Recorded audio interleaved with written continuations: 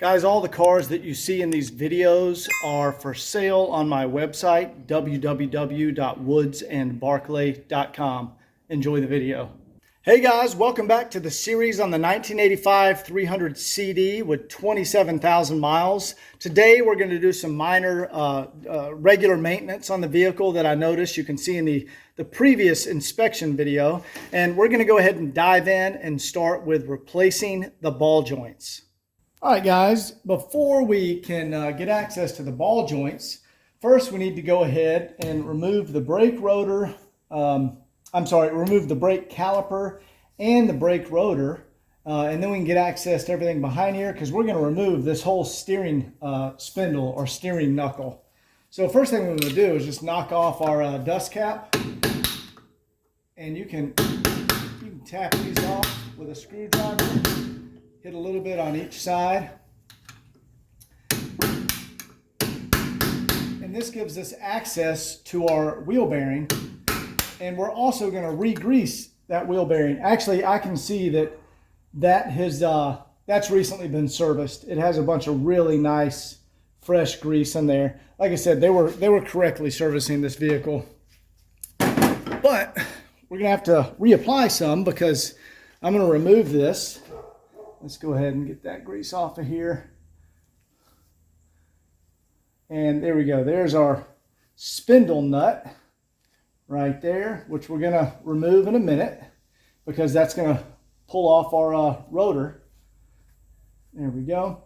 Now, let's go ahead and remove the brake caliper. You can see, here's the back of our caliper, and we have two 19 millimeters.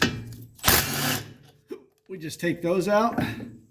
And I'm going to have to get an extension to get that one out up there.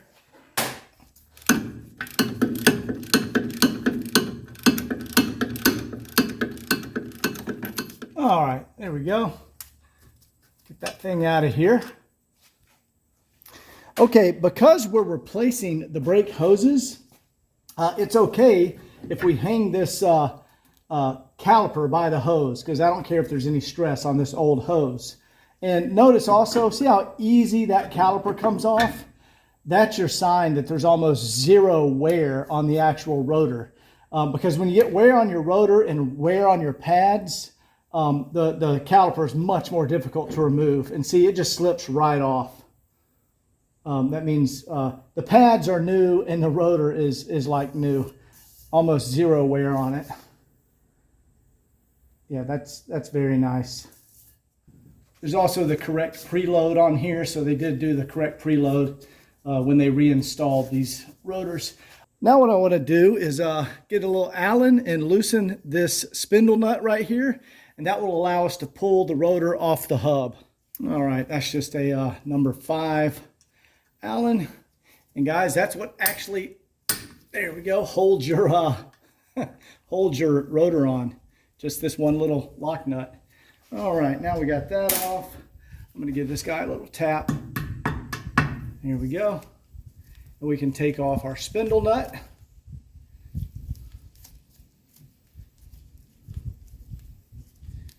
And we'll set this aside with our dust cover, or our grease cap, whatever you want to call it. Now, this frees up the rotor to actually come right off. Now, sometimes you need to take a little pry bar and stick it behind here and coax it just a little bit, which I'm going to do. There we go. There we go. Now that's come loose. This will slide right off. There we go. Wow, that looks brand new in there. Look, there's still zinc plating on the bolts that hold on the brake dust guard. Anyway, there's our bearing, and you can see there's plenty of grease on here, so this was definitely being maintained. And you can see our rear seal is excellent condition. So let me set this aside. All right, I've now lowered the car down. It's like at chest height, and we just want to go ahead and break loose these little 5 millimeter bolts that hold on our dust shield, because we want to remove our dust shield in order to get access to the ball joint area. All right, now that I've got them broken loose, we'll go ahead and run these out. And guys, these have blue Loctite on them from the factory. So be careful when you're pulling them out that you don't strip your Allen nut or your Allen bolt. All right, there we go. That is beautiful, amazing condition. We'll clean that up in the parts washer before reinstalling. All right, now that we have all of that removed, you can see we're about to be able to get easy access back here to the ball joint. So first thing we want to do, now the shock is excellent condition. Beautiful original shock. It's securely attached down here. So what I can do, the shock is going to hold the spring in place. We don't need to remove the spring. Now, if you have no shocks in there, you definitely want to use a spring compressor to remove that. But what we're able to do is we're going to undo the upper control arm nut, and then that will let that break loose up here. Then we can pull our spindle out and get access to the ball joint nut, which is right there. Now, before I do that, I want to lower the car down. I'm going to put a jack stand under here just to be safe in case that shock is not in good condition, but I'm just doing that for demonstration purposes, guys. The shock is in excellent shape. All right, I have the car lowered down so I can access the upper control arm, and you can see I also have a jack stand, like, you know, it's about 1 centimeter away from the lower control arm, and that's just for safety purposes, because once we disconnect this upper control arm, there's not going to be anything holding the lower control arm to the upper control arm because the steering knuckle will be disconnected. So that spring could shoot out, and that's why we have the jack under the lower control arm. Now the upper control arm is just a 17 millimeter. We're going to go ahead and crack that loose, take off the nut. All right, take that off of here. Now, before I put this ball joint separator on here, see, this is excellent condition. This upper control arm is like brand new condition. We don't need to change that. So I want to put some grease on here so it slips around this boot and doesn't damage the boot. Okay, there we go. See, I got some grease on our separator tool here. I'm just going to slide that right over there like that. And we'll get this to pop loose. There we go.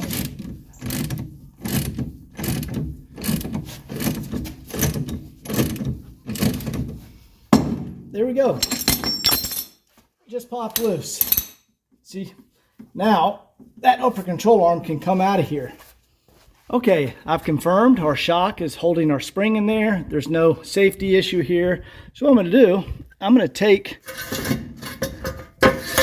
the jack stand out, and we're going to move it to the other side of the car, and I'll show you why in a second. Okay, the jack stand is here on the other side of the car, and we're going to lower the lower control arm onto that jack stand and put it under pressure. And what that's going to do is going to compress the spring a little, push up on the steering knuckle, and then it's going to push up on the upper control arm and our sway bar, which in turn goes to the other side of the car, and it's going to push up on the sway bar over there, and it's going to pull our upper control arm stud out of our steering knuckle, so we can then detach the detach the steering knuckle from the upper control arm. All right, you guys can watch right here as I lower the car onto the jack stand on the other side.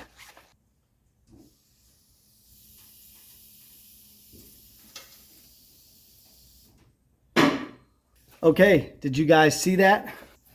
Now we've relieved a little tension here, and I can pull out our upper control arm, and there we go. Now we can get access to the ball joint. And to get access to our ball joint, what I want to do, I want to break loose, I want to disconnect, see our tie rod here? I'm going to disconnect these two bolts here and right here to get rid of this arm that connects the tie rod to the steering knuckle, and then we can remove the steering knuckle by using our ball joint press. See, there's the ball joint there. I've got an air tool here with a 19 millimeter on it. And we'll do this one. Take that out. Look at that. The zinc plating is still on here and the original Loctite from the factory. That's crazy how good that original condition is. And we're going to take this one out back here. All right, here we go. Now our steering linkage is disconnected. Now once that linkage is disconnected, I can just kind of move it out of the way and spin this around. There's our ball joint. So you can see our boot here. Look at that. There we go. It's just split right across there. So let's now remove the ball joint nut and get our ball joint separator. All right, so to remove a ball joint, you're going to need a ball joint separator, which goes around the end of your lower control arm. And there's a spike here that pushes down on the ball joint. First, let's go ahead and get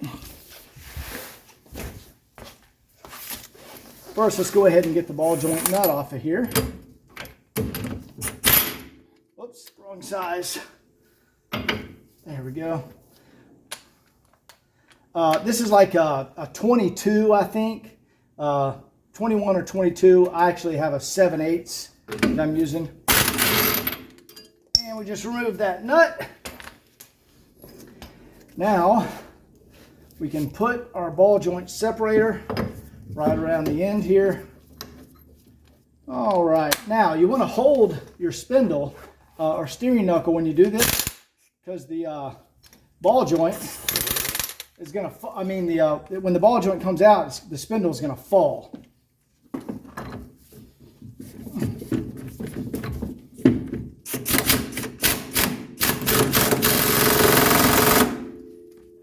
Okay, it's loose right now. Okay, there we go. And there we go. That's how you remove the steering knuckle or spindle. Now we can go press out our ball joint. All right, what we're going to demonstrate next is how to remove a old ball joint. There you go. You can see our old ball joint right here. How to remove it from the steering knuckle. So first thing you want to do, we want to get it in our vise here. There we go. Put it about like that. And we're going to crank down our vise. Make sure that's secure in there. All right, there we go. Now, to get it out, you take a heavy steel slug, just like this. And guys, you have to hit this with a little force, and you can get it to come out. And this one's moving really easy. I'm guessing I can do this in about 3 hits. All right, that's 2. Let's see if I can get it on this last one. Oh, it's going to be 4. There we go. And there we have our old crusty ball joint. There you go. See, the boot's just totally gone on it. It's split all the way around there.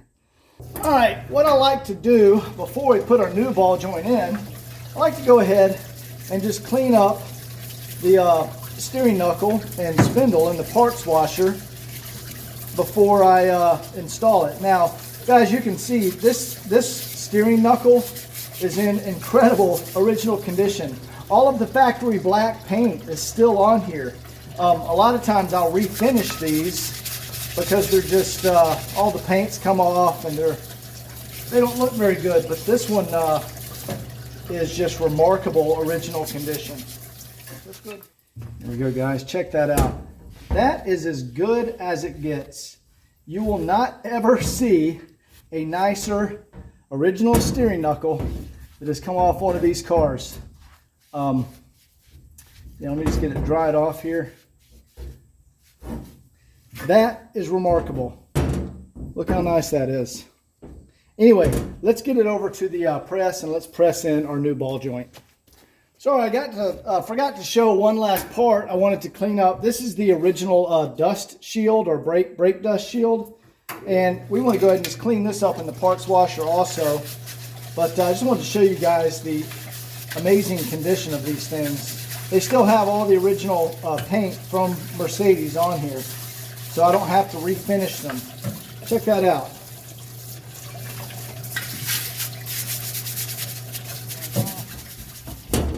Yeah, look at that, guys. That's as good as it gets. That's basically new condition. All right, let's go back to getting the ball joints installed. All right, guys, I've showed this in a few videos, but here's our ball joint. This is the ball joint press tool. The part number, it's made by Komen Tools, K-O-M-M-E-N. Part number MBA1036. Now, all we have to do is set our steering knuckle up here, and then we're going to put our ball joint in it. And I like to, there we go. I like to angle the ball joint just a little bit. There we go. Maybe not that much. There we go. I like to angle it a little bit, and I'll show you why. We set it right there. And then our tool has a cutout in it. And that cutout goes around the curved part of the steering knuckle. So we can place it on here on the ball joint, and the steering knuckle actually curves into the tool, so it's out of the way. And this is a 20-ton shop press. It takes a lot of force to put these in, but if you have a press, that'll do it fine, because they're a press fit. All right, got everything lined up. Now let me zoom in here. Okay, there you go. So there are knurls, little knurls or teeth on the ball joint, and those press right in here. So if you watch here, you can see the ball joint press in as I operate the press. See how it just pushes it right down in there?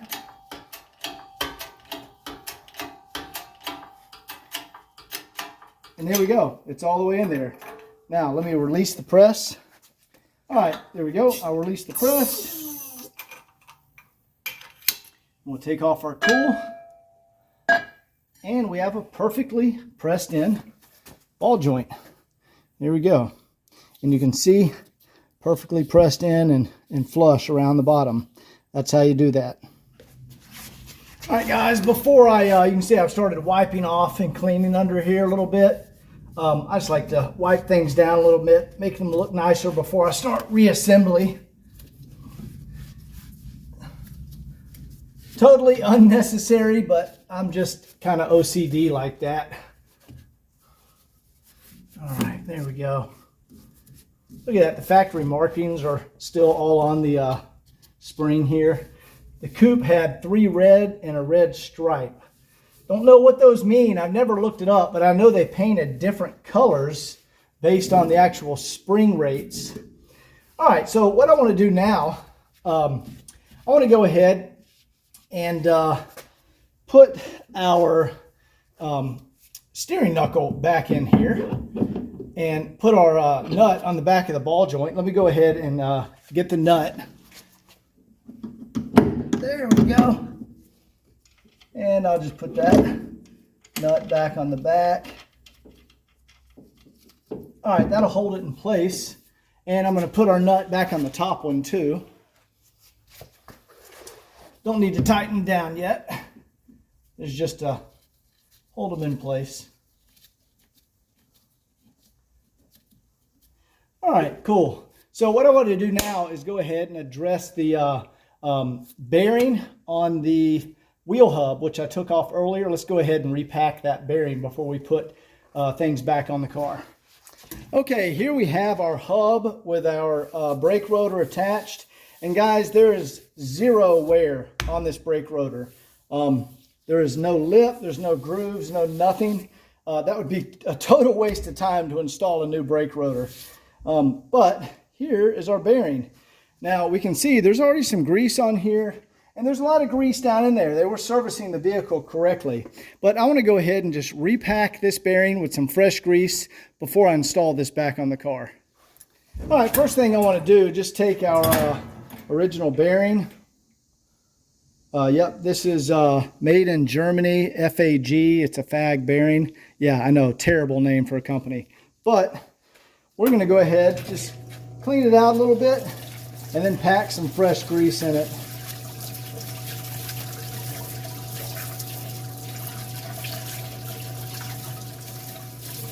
Yeah, that is beautiful condition. Let me show you guys this. Beautiful condition bearing.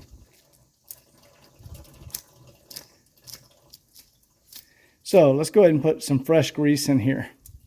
And the trick is you want to get the grease. See, here's your roller wheels right here, your rollers. You want to get the grease to pack down in the rollers, and I'll show you how to do that.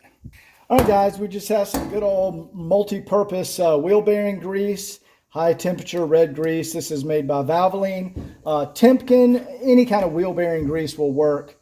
Nope, you don't need to go to Mercedes and buy like Mercedes branded grease. There's no special Mercedes grease factory. It all comes from the same place. But what you want to do is get it in your hand, and you want to pack the bearing as you spin it. There we go. You want to pack that grease into those roller wheels. And see, it packs it down in there, and you can see it squirt out the side right there where it's getting into the rollers.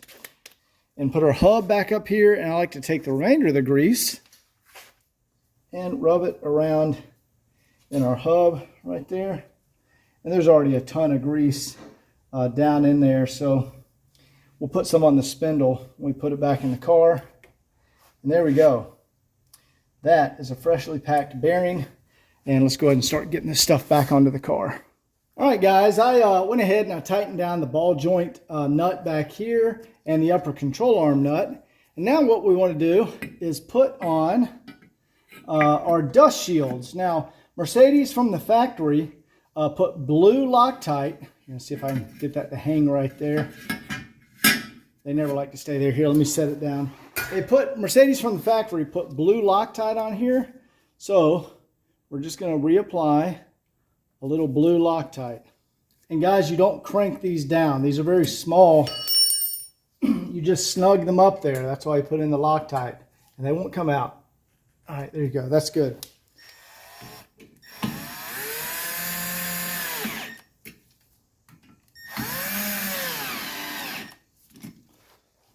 Now, while I have the Loctite out, what we also want to do, here's the bolts that came out of the back of the steering arm back here. Let me show you. Okay, there we go. You can see our brand new ball joint, how nice it looks in there. We got a nice new boot. And remember, this is the steering arm, the tie rod connecting arm that we unscrewed before. Let's see, we're going to put this back up here. There we go. And we want to apply a little blue Loctite to the bolts. We'll just get them started here, and then we need to torque these down. Now, keep in mind, this bolt here is shorter than this bolt here because the arm is thicker in this place. So make sure you get the long bolt back here. All right, those are both started. We'll run them down, then get the torque wrench and torque them to spec.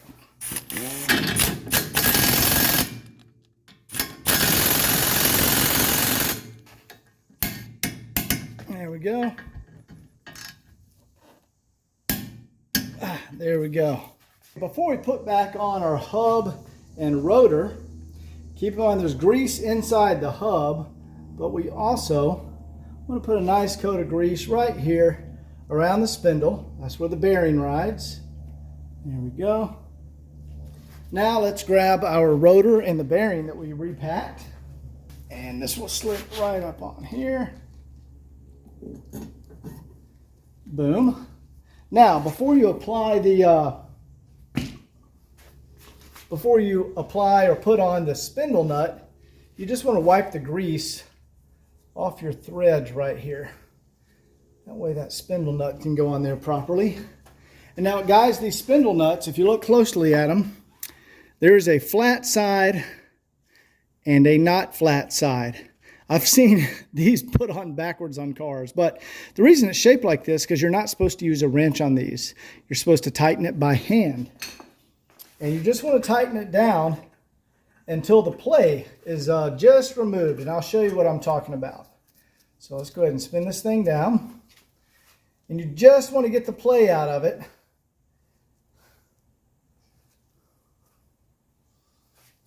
And I'll show you what play is. All right, we're going to tighten that down. All right. Do that. That's play. The bearings are going back and forth on the spindle. So you want to tighten it down right till that play goes away and then back it off a little. Now, see right there? There is no play. A little too tight. Right there is play. So you want to go a little tighter, a little tighter, a little tighter. Right there, guys. That's your perfect adjustment.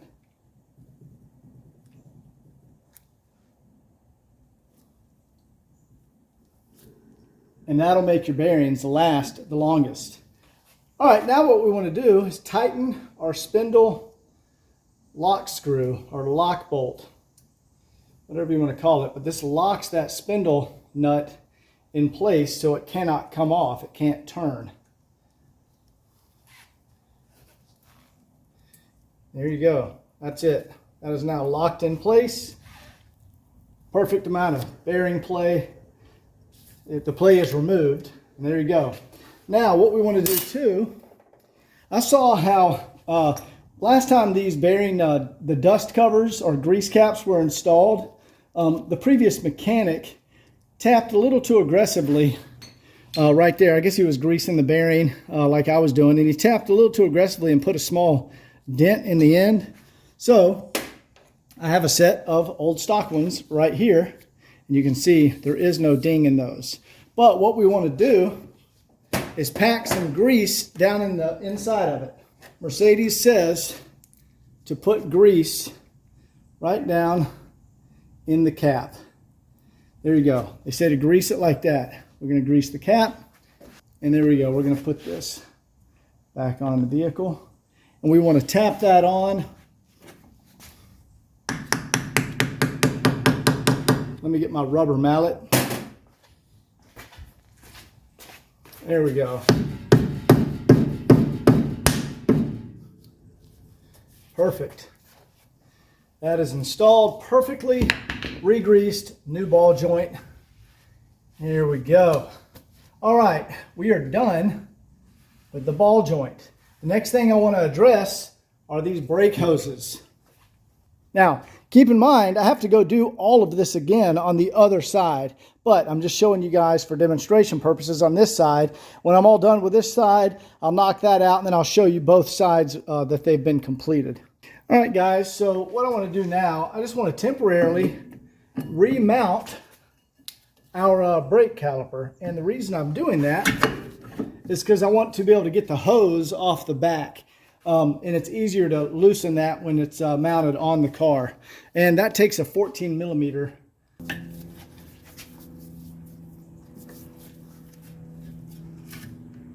All right, there we go. That's loose. Okay, we've got that side loose. Now I want to break this line loose up here. And you'll notice I've got my new brake hose here. And I've just got a cap here. Because what I'm going to do, I'm going to undo that section and then quickly screw this in, and our cap is going to keep all our fluid from coming out. And this up here is an 11 millimeter, and I always use a line wrench on these. See how it's almost all the way around? That keeps you from stripping these brake lines, because you don't want to do that. All right, we'll get that on there, and this being a California car, you see how easy that just came undone? You guys in the Northeast are going to be extremely jealous of that. All right. So what we're going to do, I'm going to take off our caliper here. What I also want to temporarily do is remove our brake wear sensor. That's just that's our brake pad wear sensor, and that's a 10 millimeter. So we'll temporarily take this guy off. That just comes off, and then our little sensors unplug there. All right, good. That's out of the way. Now we can finish unscrewing this, and I'm going to drop the whole caliper out of the way and put our new line on. All right, there we go. We're going to just set our caliper down, come up here with the new brake hose, feed it right in there, and go ahead and snug this back down, and we lose minimal brake fluid that way. Now let's just tighten her back down. Just wipe everything down a little bit right here. Now, if you remember, we already loosened the line from the caliper. So now I just want to pop off our cap here. Let's get this sensor out of the way. We're going to pop off our cap. We're going to quickly thread this into the caliper. There we go. Got it started. So we'll snug that back down. Then we'll wipe off all this brake fluid. And guys, by doing it that way, I have lost minimal brake fluid. So first, let's go ahead, set this up here. And let's wipe everything down. All right, just got some brake cleaner on a rag here. And we're just gonna wipe everything off here. Wipe off our line. Then we wanna retighten our caliper and put our brake pad wear sensor back on here.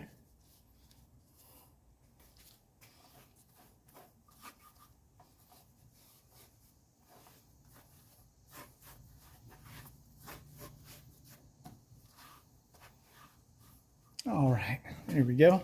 All right, we have our caliper bolts here, and we want to push that caliper on. Now we put blue Loctite on the caliper bolts, and we want to snug those down.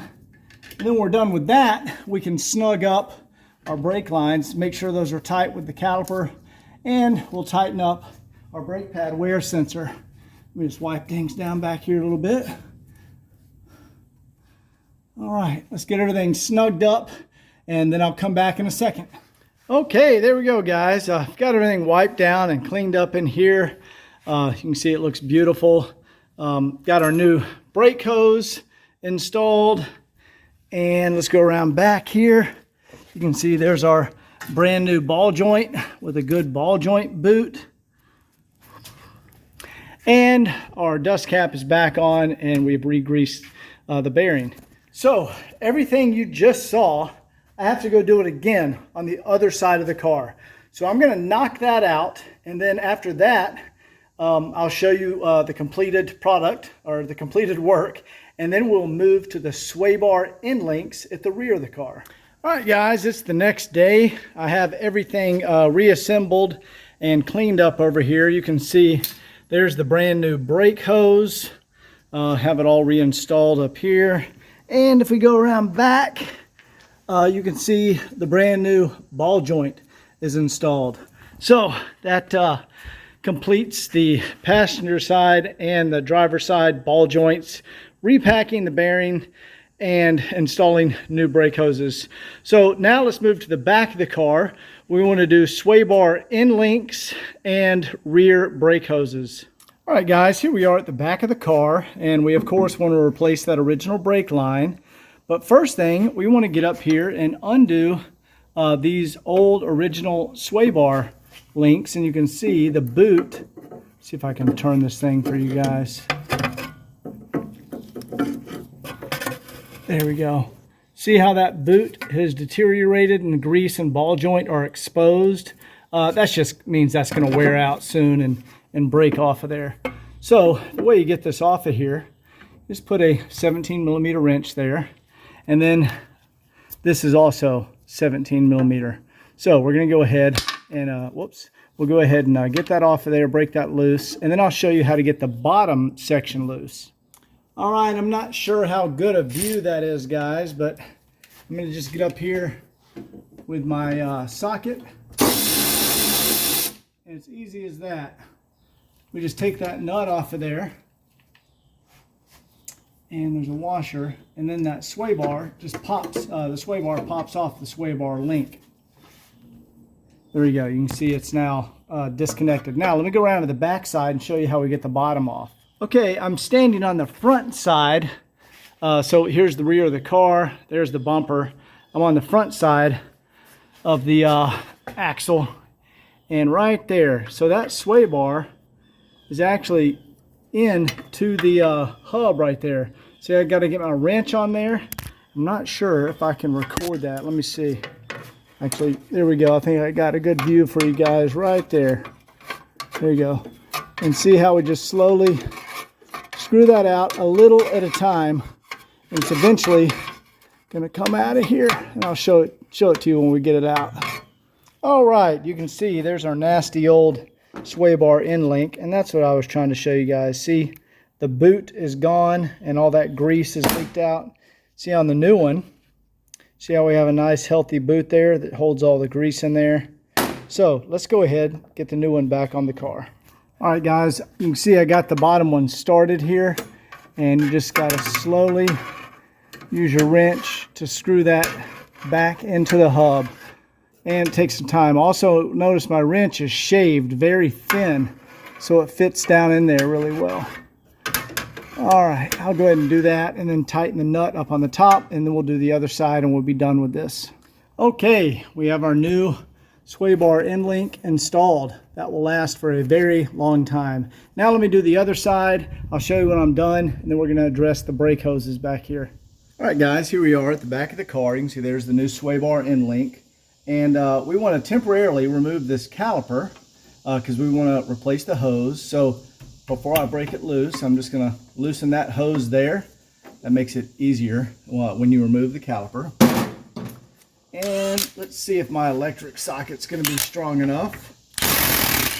There we go. Take these out.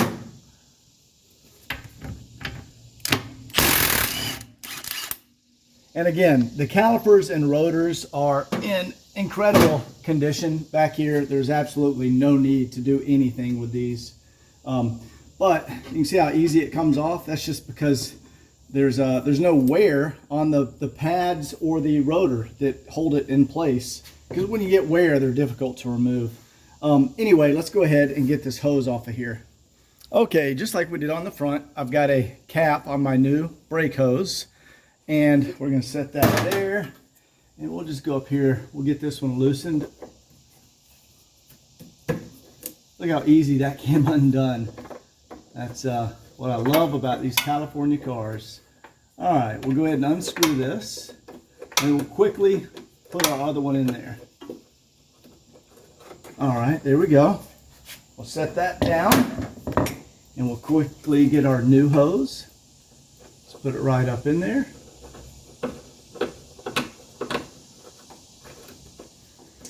All right, let me just pop off our cap here. And we have our caliper. We'll just spin this guy on here. There we go. We barely lost any fluid doing it that way. All right, now I'm going to stick it back up here and reattach it, and we'll tighten down the hoses. All right, guys, when you're putting the caliper bolts back in, you want to use a little blue Loctite. Doesn't take much, but just put some blue Loctite on there. That's how they did it from the factory. And we're going to get our torque wrench and torque these back down to spec, but I'll just run them down my electric wrench.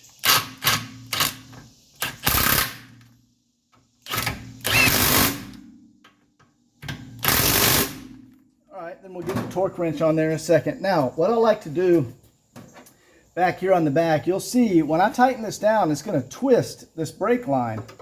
And I always like to get the twist out of it.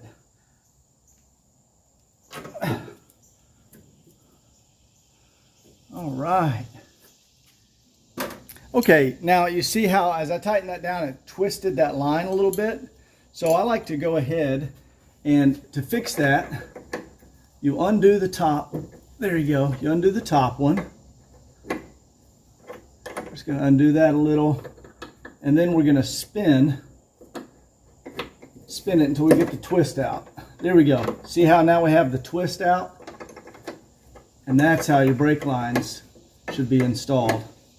I see mechanics all the time put these on here with the line all twisted, and you do not want to do it that way. All right, let me go ahead and knock out the brake line and the sway bar end link on the passenger side, and I'll show you when it's complete. Okay, we have our new sway bar end link over here and our new brake hose. And they're, of course, done on both sides. So, guys, that's it for this video.